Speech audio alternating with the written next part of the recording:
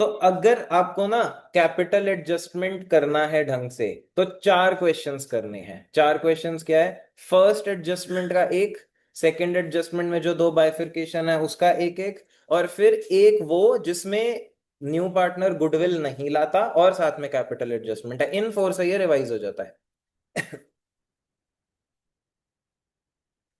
Capital adjustment कितनी होती है एडमिशन में, कितने टाइप्स की? दो। दो, मेजरली दो। ठीक है, रिटायरमेंट में पांच होती हैं पर इसमें दो ही होती हैं। अब वो दो एडजस्टमेंट्स क्या है? एक है on the basis of new partners capital, दूसरी है on the basis of old partners capital. ये पता कैसे चलता है कि ओल्ड पार्टनर है न्यू पार्टनर है? क्योंकि जब आप क्वेश्चन बुक से सॉल्व करते हो उसके ऊपर ही हेडिंग लिखी होती है, तो आपको क्वेश्चन सॉल्व करने से पहले ही पता है, पर एग्जाम में कोई हेडिंग तो नहीं होती। तो जब कैपिटल एडजस्टमेंट का क्वेश्चन आए और यहाँ पे लिखा है new partners capital will be mention, new partner की कैपिटल लिखी हुई है तो वो फर्स्ट केस है। ठीक है, और अगर न्यू पार्टनर की कैपिटल नहीं लिखी, नॉट मेंशन्ड, तो वो सेकंड केस है। अब इसका क्वेश्चन मैं आपको दिखाता हूँ, उसके बाद हम वहां से देखेंगे कि ये कौन सा केस है और उसमें क्या करना है वो भी देख लेंगे।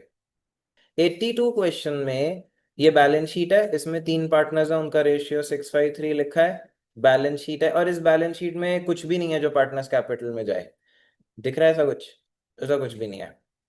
दे एग्री की डी को न्यू पार्टनर बनाएंगे, वो कितनी गुडविल लाएगा? 4200। कितनी कैपिटल? क्या न्यू पार्टनर की कैपिटल मेंशन्ड है? देख लो, दिख रही है। अब सिर्फ ये नहीं है कि न्यू पार्टनर की कैपिटल मेंशन्ड है तो कैपिटल एडजस्टमेंट हो गया, पहले ये तो देखो कैपिटल एडजस्टमेंट है भी या नहीं, फिर तो ये बात आती है। और most probably capital adjustment last adjustment में लिखा होगा, ऊपर भी लिखा हो सकता है, पर मैं मोस्ट प्रोबेबली कह रहा हूँ कि वो नीचे कहीं होगा। अगर हम 6 पॉइंट देखें, after making the above adjustments the capital account of the partners be adjusted on the basis of these, on the basis of proportion of these capital, तो कैपिटल एडजस्टमेंट तो है और न्यू पार्टनर की capital mentioned है, तो ये first case है। First case और सेकंड केस में कोई बहुत ज्यादा फर्क नहीं है, पर थोड़ा सा तो है और आपको आइडेंटिफाई करना आना चाहिए। इस क्वेश्चन में फर्स्ट स्टेप क्या होगा? सबसे पहले रिवैल्यूएशन बनाएंगे, उसके बाद पार्टनर्स कैपिटल बनाएंगे।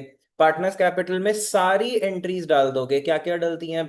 ओपनिंग बैलेंस, गुडविल, अगर कोई रिजर्व है बढ़ जाएगा, यहाँ कोई लॉसेस या फिक्टिशियस एसेट है राइट ऑफ हो जाएंगे, रिवैल्यूएशन प्रॉफिट लॉस आ जाएगा।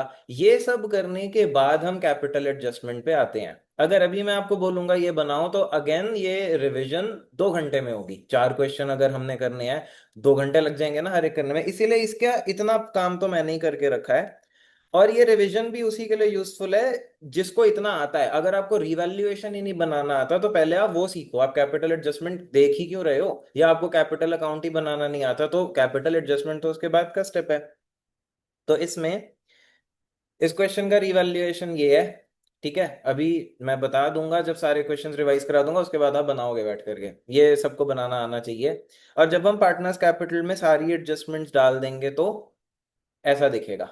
ठीक है, सबसे पहले ओपनिंग बैलेंस, न्यू पार्टनर की कैपिटल, जो गुडविल वो लाया उसे हमने डिस्ट्रीब्यूट कर दिया, रिवैल्यूएशन के अमाउंट लिख दिए। ये सब आता है तो ही कैपिटल एडजस्टमेंट का क्वेश्चन करना चाहिए हमें। अब वहां देखते हैं लिखा क्या था। फर्स्ट केस है on the basis of new partners capital. New partner का नाम क्या है? डी, उसकी कैपिटल कितनी है? 7,000। आपको क्या करना है? आपको डी की कैपिटल को यूज करके फर्म की टोटल कैपिटल निकालनी है। अब वो कैसे होता है? वो यहाँ ऊपर भी वैसे लिखा है, देखो। आपको total capital of new firm निकालनी है इसमें, यहाँ ये जो लिखा है, और वो कैसे निकलेगी? New partners capital into reciprocal of his share. इसके पीछे क्या दिमाग है? बड़ा ही सिंपल सा दिमाग है। अगर आपको, ये सिंपल सा क्वेश्चन है, ½ kg राइस 500 रुपीज में मिलते हैं तो 1 kg कितने का है? कैसे किया? फुल वैल्यू पे जाने के लिए, 1 यूनिट की वैल्यू पे जाने के लिए हम क्या करते हैं? हमने 500 इंटू 2/1 कर दिया, 1000 आ गया। अब अगर मैं सेम आपको यहाँ पे ये बोलता कि 1/4 kg राइस मतलब 250 ग्राम्स 500 का है, तो फुल 1 kg कितने का है? तो आप क्या करते? 500 इंटू 4/1। तो आप क्या कर रहे हो, जितनी क्वांटिटी है और जितना अमाउंट है फुल वैल्यू पे जाने के लिए रेसिप्रोकल से मल्टीप्लाई कर रहे हो। तो यहां पर भी है तो ये बात सिंपल ही। अगर 7,000 कैपिटल लाता है वो 1/8 शेयर के लिए, तो पूरी कैपिटल ऑफ फर्म कितनी हुई, 7,000 इंटू 8/1। ठीक है, ये समझ में आता है। तो यहाँ टोटल कैपिटल, अब मैं सिर्फ आगे की बात ही बता रहा हूँ कि कैपिटल एडजस्टमेंट में क्या होता है।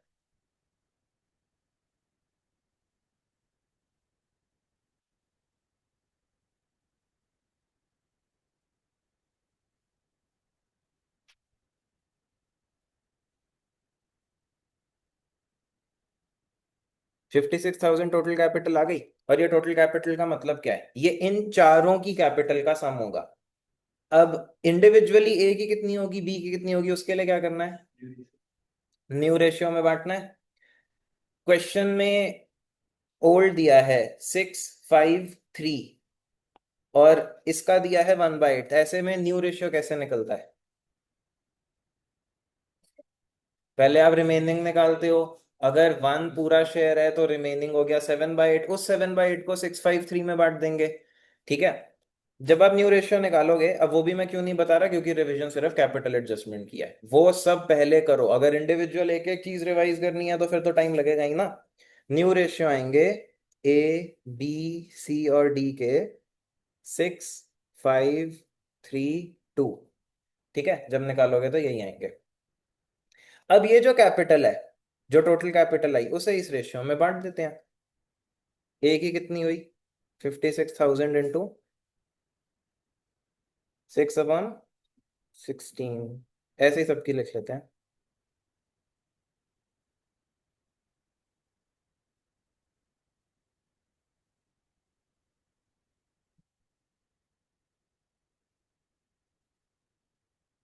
ऐसा क्यों लग रहा है कि कोई लेट आया।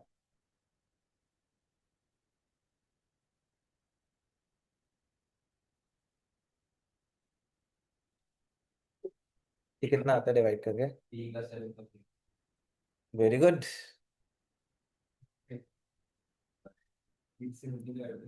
3,500 इंटू 7 इंटू 3, 21, 17,500,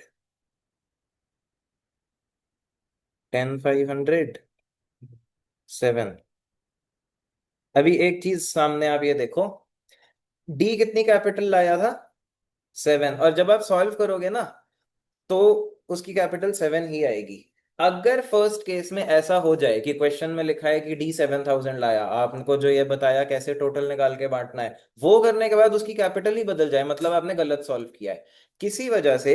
अगर आपका आंसर यहाँ 7 की जगह 7 के अलावा कुछ भी आ जाए, 6,000, 5,000, 8, 10, 9, कुछ भी, आपने गलत सॉल्व किया है। गलती क्या की है ये तो मैं नहीं बता सकता, ये तो आपका टैलेंट है कि आपने कहाँ क्या गलत किया होगा, चेक करो। पर ये मैच करेगा, ये मैच नहीं कर रहा तो ऑब्वियसली गलत है। अब जो आए बैलेंसेस, इनका क्या करना है, ये कैपिटल्स का क्या करूं मैं, यही आपके क्लोजिंग बैलेंस है। To balance C D, 21,000, 17,500, 10,500, 7। अब क्या इस कैपिटल अकाउंट की दोनों साइड्स खुद से मैच कर जाएंगी, ये लिखने के बाद ये दोनों साइड्स मैच करेंगी, नहीं करेंगी। तो पहले तो डिफरेंस देखते हैं कि डिफरेंस आ कितना रहा है। ये एक ही क्रेडिट साइड बड़ी है, 22,750, तो यहाँ पे भी 22,750। अब मैच कराने के लिए हमें यहाँ पर 1750 लिखना पड़ेगा। ये जो बैलेंसिंग फिगर आएगी 1750 या बाकियों में जो भी आएगी, उसको आप क्या लिखोगे, ये क्वेश्चन पे डिपेंड करता है। ये एडजस्टमेंट दो तरीके से हो सकती है, या तो ये कैश से होगा या करेंट अकाउंट से होगा। ठीक है, रुक जाओ इधर दिखा देता हूँ। यहाँ देखो, यहाँ देखो, एडजस्टमेंट्स, ये जो फर्स्ट केस लिखा हुआ है, adjustment can be through cash या bank account, adjustment can be through current account. पता कैसे चलेगा, क्वेश्चन बताएगा। या तो क्वेश्चन लिख देगा कि जो एडजस्टमेंट है वो आप कैश या बैंक से एडजस्ट करो, इस क्वेश्चन में लिखा है। यहाँ पे लिखा है that is actual cash to be paid off और ब्रॉट इन, जितने पैसे कम है या ज्यादा है उसके लिए आप कैश मंगाओ या वापस दे दो। करेंट होगा तो करेंट लिखेगा, उसका भी कोई केस मैं आपको दिखा दूंगा अभी। पर अगर क्वेश्चन कुछ भी ना लिखे, साइलेंट है, फिर क्या करेंगे?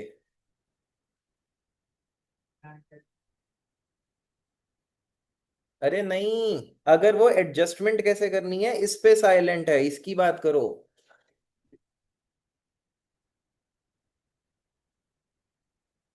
एक सेकंड एक सेकंड, इस क्वेश्चन का आंसर बड़ा सिंपल है, दो चीजों में से एक, पता नहीं क्या बोल रहे हो। एडजस्टमेंट की दो पॉसिबिलिटी क्या है? या तो कैश है या तो करंट है। क्वेश्चन साइलेंट है तो इन दोनों में से क्या चूज करोगे? कैश। क्या बोली जा रहे हो? आपके स्कूल के टीचर की बातें स्कूल में करो, हमें नहीं जानना। क्या सिम पता नहीं उल्टी पुल्टी बातें क्या कर रहे हो। अगर यहां पर एडजस्टमेंट के लिए क्वेश्चन साइलेंट है तो कैश अकाउंट से एडजस्ट करो, बस बात खत्म। तो इसका 1750 टू बैंक अकाउंट, बाकियों के टोटल क्या है? इधर 1500 नहीं, 1625 आएगा। इधर 10500, इसका इस साइड आएगा।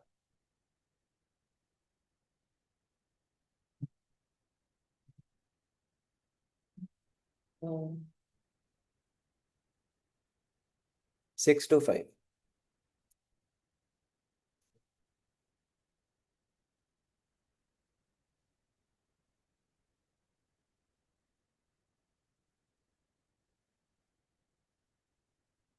10500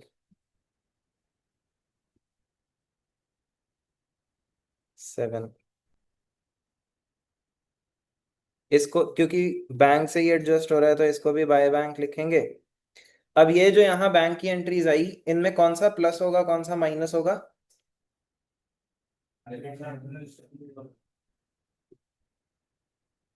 ड्राइंग्स किस साइड लिखते हैं?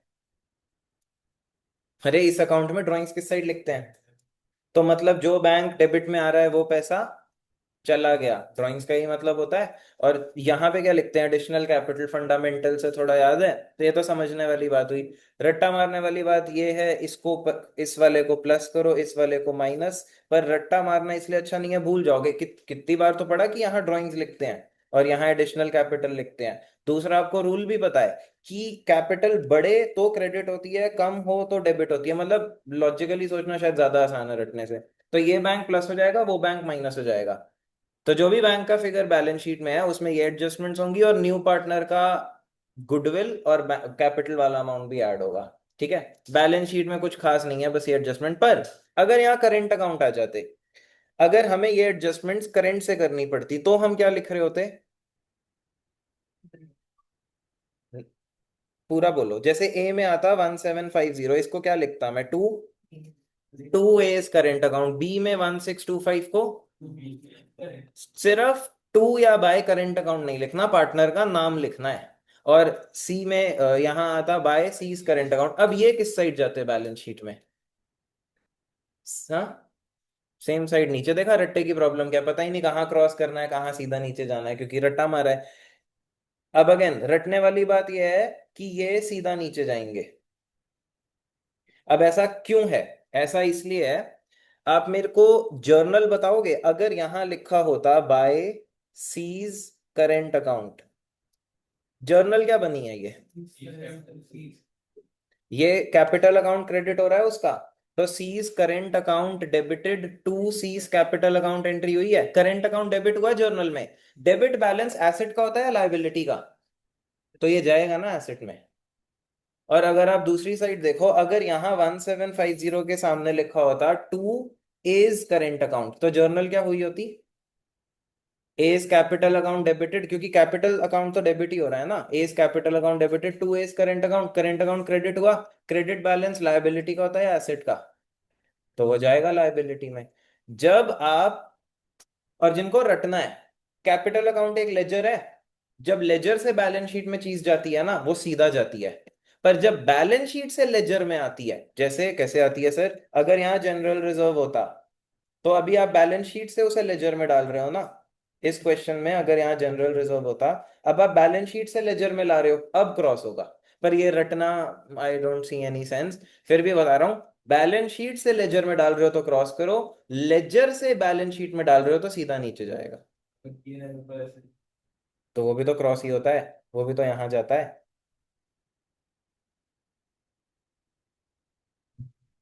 अभी इतनी चीजें रटी हैं, दिमाग बेचारा कमजोर, इतना समझने में दिमाग लगाया होता तो समझ आ चुका होता। ये फर्स्ट केस समझ आया आपको? अगर आपके पास न्यू पार्टनर की कैपिटल लिखी है तो फर्स्ट केस है, उसमें आप पहले टोटल कैपिटल ऑफ फर्म निकालोगे जो बहुत सिंपल है। अब हम इसे on the basis of new partner बोली, इसकी हेडिंग ये क्यों है आप देख रहे हो, न्यू पार्टनर की कैपिटल को उसके रेसिप्रोकल से मल्टीप्लाई किया है टोटल लाने के लिए।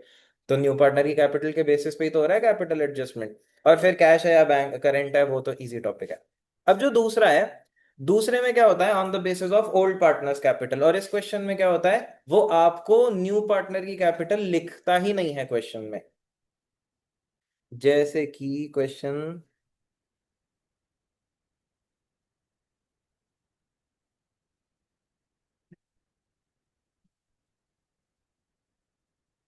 97। अभी 97 अगर हम देखें, तीन पार्टनर्स हैं, उन्होंने डिसाइड करा कि डी को पार्टनर बनाएंगे। ये रिवैल्यूएशन की एंट्रीज हैं, machine is to be depreciated, stock is to be revalued. E point देखो, D is to bring in 6000 as goodwill and sufficient capital, amount बताया, तो ये आपको खुद निकालना है। ये सेकंड केस है, ठीक है। और यहाँ क्या लिखा है, फॉर फॉर टू बाय, ये ए कुछ नहीं है, for 2/5 share in total capital of the firm. तो total capital of the firm तो हमें चाहिए। पिछले केस में हमने टोटल कैपिटल कैसे निकाली थी, new partner share into reciprocal of his share. अब आपके पास तो न्यू पार्टनर्स कैपिटल ही नहीं है, तो अब आप ये सेम चीज ओल्ड पार्टनर्स के साथ करोगे। वो अब मैं बताता हूँ क्या करेंगे। ये क्वेश्चन भी सॉल्व किया हुआ है जहां तक हमें सॉल्व कर रखा होना चाहिए कैपिटल एडजस्टमेंट के लिए। अभी आप लोग करेंगे, टेंशन मत लो, अभी तो समझ रहे हो। नहीं, वो हिडन गुडविल है, और उससे गुडविल निकाली जाती थी। हिडन गुडविल में भी कैपिटल यूज होता था। अभी ये देखो, रिवैल्यूएशन बनाया, दोनों साइड्स मैच कर गई, हो सकता है ऐसा? हो सकता है, जितना इनकम उतना लॉस, जितना प्रॉफिट उतना लॉस, तो ये मैच कर गया, तो इसमें नो प्रॉफिट नो लॉस। ये चीज इसलिए भी पता होनी चाहिए, अगर आप बोर्ड्स में क्वेश्चन आया, आपने बनाया, प्रॉफिट लॉस ही नहीं आया और आप डर गए, क्योंकि ऐसे क्वेश्चन आपने कम देखे हैं, ऐसा हो सकता है। कैश फ्लो में भी ऐसा हो सकता है कि एक्टिविटी का आंसर जीरो आ जाए, ऑपरेटिंग जीरो आ जाए, इन्वेस्टिंग जीरो, फाइनेंसिंग जीरो, कोई प्रॉब्लम नहीं है, ऐसा नहीं है कि कुछ गलत किया। पार्टनर्स कैपिटल बनाया, उसमें हमने बैलेंस लिखे, यहां लिखा by bank, by bank new partner की कैपिटल के लिए लिखते हैं, आगे ब्लैंक है, क्यों, क्योंकि पता ही नहीं, यही तो निकालना है, तो बाय बैंक लिख के छोड़ देंगे। गुडविल बांट दी, रिजर्व बांट दिया, और ये कौन सी गुडविल है अब, बैलेंस शीट वाली, ये भी राइट ऑफ कर दी। इसको बांटना नहीं बोलते, इसको राइट ऑफ करते हैं। ये करने के बाद इस केस में जब न्यू पार्टनर की कैपिटल निकालनी है, बाकी सारे पार्टनर्स की कैपिटल आप निकाल लो। एक ही हमने और ये वैसे ही निकलेगी जैसे नॉर्मली निकालते हैं, कैसे, ए के डेबिट क्रेडिट साइड का टोटल करा, ये 40,000 आया, 40 में से ये वाला 4 माइनस किया, 36, सभी का ऐसे क्लोज करा। इनकी कैपिटल्स आ गई 36, 44 और 52, इनकी कैपिटल्स का टोटल करते हैं।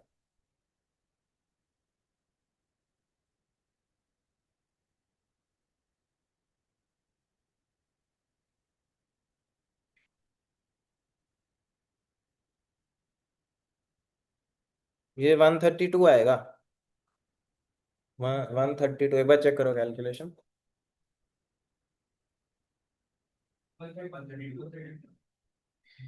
132।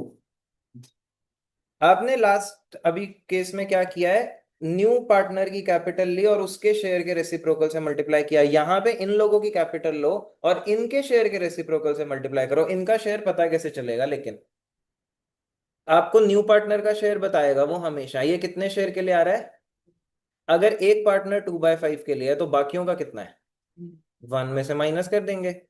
ये बात समझ में आती है? अगर इसको परसेंटेज में बोलेंगे ज्यादा अच्छे समझ आएगा। एक पार्टनर, एक एक पार्टनरशिप में 4 पार्टनर है, एक पार्टनर को 40% शेयर दिया गया, बाकी तीन के लिए कितना बचा, 60, क्योंकि सारी परसेंटेजेस का टोटल 100 होता है। यहां लिखा है फ्रैक्शन में, सारे फ्रैक्शंस का टोटल क्या होता है, 1। तो अगर 1 में से 2/5 ये डी ले गया तो बाकी तीन के पास क्या है, 3/5। हमें इंडिविजुअल नहीं चाहिए, हमें टोटल ही चाहिए। तो टोटल कैपिटल 132 इंटू, क्या शेयर था इनका? हाँ? उस न्यू, दोबारा देख लो, थोड़ा फोकस कर लो, 2/5 किसका शेयर है? हाँ, तो बाकियों का बोलो ना, 3/5, और 3/5 का रेसिप्रोकल 5/3। ये कितना आएगा? अगर इतना मैथ सबको आता हार्दिक, तो लाइफ बहुत आसान हो जाती। वो जिसको मैथ समझ आती है उसके लिए है, मेरा काम है सबसे सिंपल तरीके से बताना। 220 आया? 220 आया? अब एक चीज ध्यान से समझ लो, जितने पार्टनर्स की आप कैपिटल लिख रहे हो ना, उतनों के शेयर के रेसिप्रोकल से मल्टीप्लाई करना है अगर शेयर में प्रॉब्लम हो रही है। जब न्यू पार्टनर की कैपिटल लिख रहे हो तो उसका शेयर का रेसिप्रोकल, और जब बाकियों का कैपिटल लिख रहे हो तो उन्हीं का शेयर का रेसिप्रोकल। इसमें क्या कंफ्यूजन है? ये 220 आया, बाकी तीन की कितनी है ऑलरेडी? 132 है ना? तो आप सिंपल सा काम करो, 2,20,000 माइनस 132, 88,000, ये क्या आया? न्यू पार्टनर की कैपिटल। हमें टोटल चाहिए 2,20,000, और 1,32 पहले से तीनों की है, तो इसकी क्या बची? 88। तो ये हो गया क्लोज, 88, और यहाँ भी आ गया 88। और फिर इसको क्लोज कर देंगे, क्लोज करना तो कोई बड़ी बात नहीं है। ये समझ में आया? इस केस के दो वेरिएशन होते हैं। दूसरा वेरिएशन क्या है? दूसरा वेरिएशन ये है, जब आप सेकंड केस की बात करते हो, तो न्यू पार्टनर की कैपिटल नहीं लिखी तो ऑब्वियसली सेकंड केस है, पर वहां ना दो केस होते हैं। स्टेटमेंट में अगर लिखा है कि न्यू पार्टनर की कैपिटल इतना परसेंट या इतना फ्रैक्शन होगी ऑफ टोटल कैपिटल, तो आपको टोटल कैपिटल निकालनी होगी ना। तो इसलिए हमने यहाँ टोटल कैपिटल निकाली, पर कभी कभी एक दूसरी लैंग्वेज भी यूज की जाएगी, और ये बहुत सिंपल है, हर चीज को रटो नहीं। मैं आपको डिफरेंस दिखा देता हूँ। 97 क्वेश्चन में उसने लिखा था कि वो 2/5 शेयर लाएगा in the total capital of the firm. तो हमने पहले टोटल कैपिटल निकाली, वो आपको बता दिया कैसे निकालना है। जो इसके मैंने दूसरा वाला सॉल्व किया, एक बार वो भी क्वेश्चन देख लेते हैं, 97 और 93 शायद। 93। अब 93 में लैंग्वेज थोड़ी सी अलग होगी।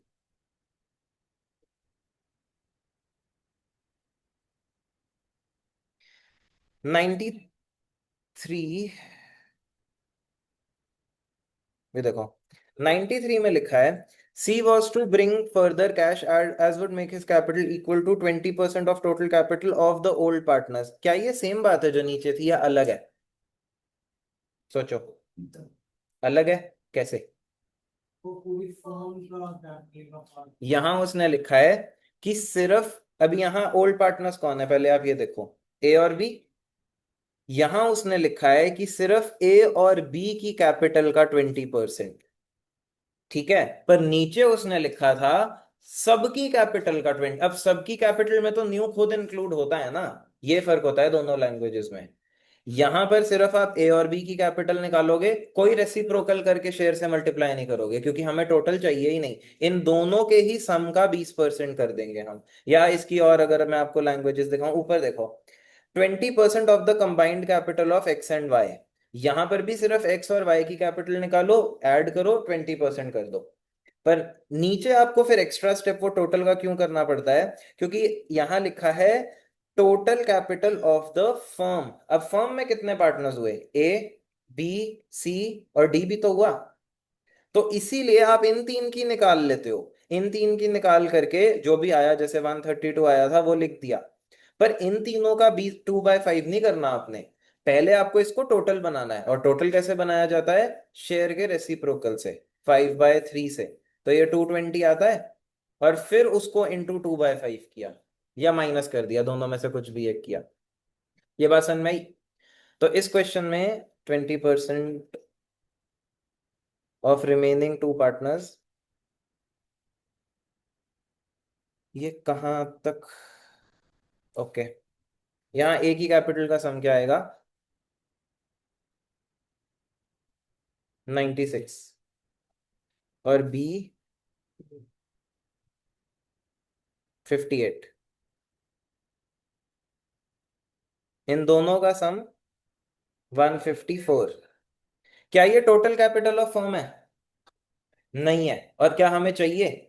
चाहिए भी नहीं। हमें बस इन दोनों के सम को ही 20% लिखा था, इंटू 20% कर देना। ये डिफरेंस प्लीज याद रखना हमेशा। जब सेकंड केस पे हो आप, टोटल कैपिटल निकालना जरूरी नहीं होता। तो यहां पर सीज कैपिटल 154 30,800 ये पैसे लाएगा सी। समझ आ गया? ये बड़े क्वेश्चंस में तो इंपॉर्टेंट है ही, पर इससे एमसीक्यू भी तो पूछा जा सकता है। मान लो वो आपको ए और बी की कैपिटल दे दे ऐसे ही, ठीक है, और फिर वो लिख दे total capital of the remaining partners. अब जिसे ये डिफरेंस नहीं पता, जो रट्टा मार के गया है, हो सकता है कि वो पहले इससे टोटल कैपिटल निकाले और फिर उसका 20% निकाले। और क्या एमसीक्यू में वो करने से जो आंसर आता है वो नहीं होगा? पक्का होगा। क्योंकि एमसीक्यू बनाने वाले को पता है कि हर बच्चा क्या करने वाला है। वो आंसर तो 100% होगा उसमें, और मेजोरिटी को दिखेगा वो आंसर, वो टिक करके चले जाएंगे। पर यहाँ आपको ये चीज करनी ही नहीं है। तो यहाँ बाय बैंक में 30,800 लिख देंगे। ठीक है, और ये क्लोज हो जाएगा। बैलेंस शीट में क्या फर्क पड़ेगा? यहाँ कोई खास नहीं। जैसे क्लोज आप करते हो, बैलेंस शीट जैसे बनाते हो, रिवैल्यूएशन की एडजस्टमेंट्स, ये पैसे आ गए 30,800, और गुडविल के पैसे आ गए। ये चीज समझ आई? अभी तक कितने क्वेश्चंस करे हमने? तीन। तीन में जो बेसिक एडजस्टमेंट्स है वो पूरी हो गई। पर एक केस और होता है। वो एक केस क्या होता है? अगर नया पार्टनर गुडविल ना लाए तो क्या करते हैं? करेंट अकाउंट डेबिट करते हैं। तो एक केस होता है जब नया पार्टनर गुडविल नहीं ला रहा, प्लस साथ में कैपिटल एडजस्टमेंट भी हो रहा है। कोई बहुत रॉकेट साइंस नहीं है, बस दो चीजें एक साथ कंबाइन करनी है। दोनों इंडिविजुअली अच्छे से आती हैं तो वो कंबाइन भी हो जाएंगी। ठीक है, वो वाला क्वेश्चन हम, वो बोर्ड्स में आया है, वो इंपॉर्टेंट है। अब 88 में ना हेडिंग हो तो बहुत प्रॉब्लमेटिक है, क्योंकि आप हेडिंग से जज कर लेते हो, फिर आप पढ़ के कैसे जज करते हैं उस पर ध्यान नहीं देते हो। 88 में लिखा है, ये ए बी की बैलेंस शीट है। बैलेंस शीट में जो कुछ है हमें उसकी ट्रीटमेंट आनी चाहिए। सी 14,000 कैपिटल के लाएगा। नीचे फिफ्थ पॉइंट में ये कैपिटल एडजस्टमेंट है। Capital adjustment and new partners capital already return, कौन सा केस हुआ? फर्स्ट। ठीक है, इसकी बेस पे टोटल निकालेंगे और बांट देंगे और कुछ कर। पर यहां लिखा है उसके अलावा goodwill be valued in the books 20, C is unable to bring any cash. तो वो जो सेकंड एंट्री है, पहले बैंक टू सीज कैपिटल हो जाएगा, सेकंड एंट्री में क्या होगा? C's current account debited to sacrificing partners capital, और बांट देंगे।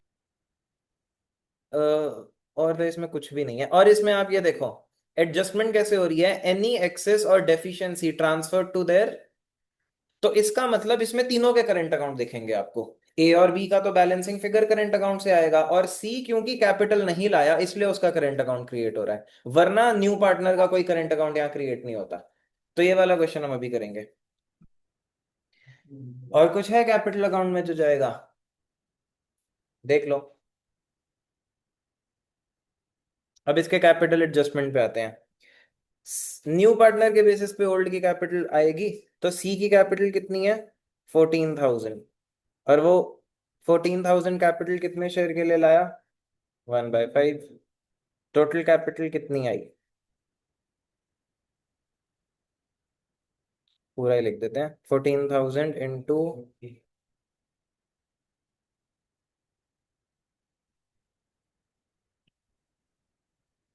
अब ये 70,000 कैपिटल का क्या करना है? न्यू रेशियो निकाला।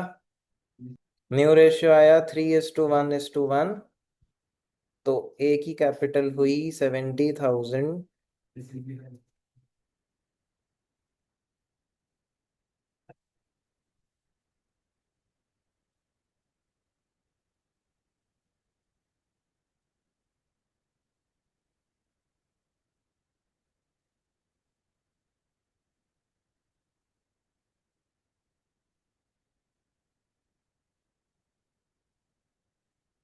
ये आ गए क्लोजिंग बैलेंसेस। इनको हम लिखेंगे इधर, टू बैलेंस सी डी 42 14 14। अब आप रुक जाओ, आप जो भी कर रहे हो पहले यहाँ देखो। यहाँ बैलेंसिंग फिगर्स कैसे लिखे जाएंगे? क्वेश्चन में पढ़ा था। क्वेश्चन में क्या लिखा था? एक्सेस और deficiency transfer to their current account, तो यहाँ उसने बोल दिया करेंट। तो अब आप क्या करोगे? ए का, ए की कौन सी साइड बड़ी है? डेबिट साइड बड़ी है।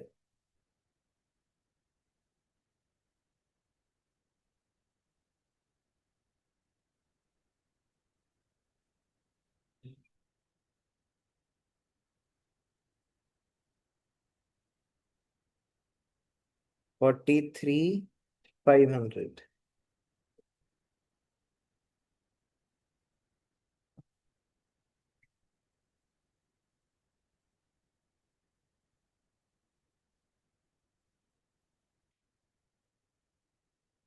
4425।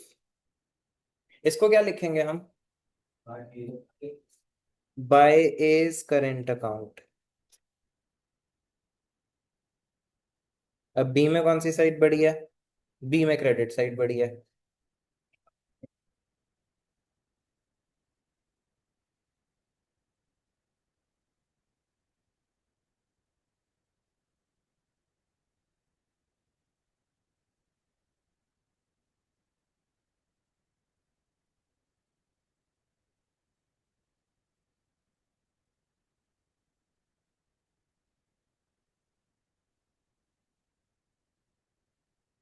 आपको समझ में आया कि इसमें क्या करना है? अब लास्ट स्टेप बस ये है, बैलेंस शीट में रिवैल्यूएशन के तो जो एडजस्टमेंट्स है वो है, रिजर्व चला गया, एडवर्टाइजमेंट एक्सपेंडिचर चला गया।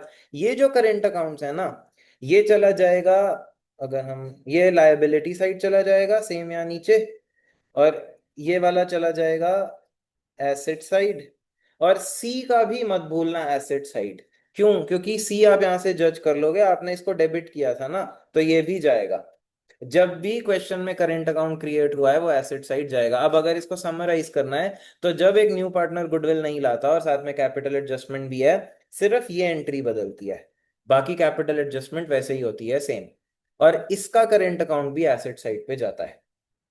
ठीक, बाकी तो आप एडजस्टमेंट आपने करेंट अकाउंट, और ये भी हो सकता था कि इसका ये गुडविल नहीं ला रहा तो इसका तो करेंट अकाउंट क्रिएट हो रहा है, बाकी दोनों की एडजस्टमेंट बैंक से हो रही है, तो सिर्फ इसका करेंट अकाउंट जाएगा एसेट साइड। बाकी दोनों तो बैंक से एडजस्ट हो रहे हैं, बाय बैंक टू बैंक, तो वो एक बैंक प्लस हो जाता है, एक माइनस हो जाता। इसीलिए रट्टा मारना बहुत मुश्किल है। ये सिर्फ एडमिशन का कैपिटल एडजस्टमेंट है, रिटायरमेंट में 5 है। और थोड़ा सा ही लॉजिक लगाना है ना, इसमें इतनी प्रॉब्लम क्या है? ठीक है, इसका रिवीजन तो इतना ही है। अब आपका काम है इस क्वेश्चन को पूरा करो, इसकी बैलेंस शीट बनाओ। चलो चलो चलो।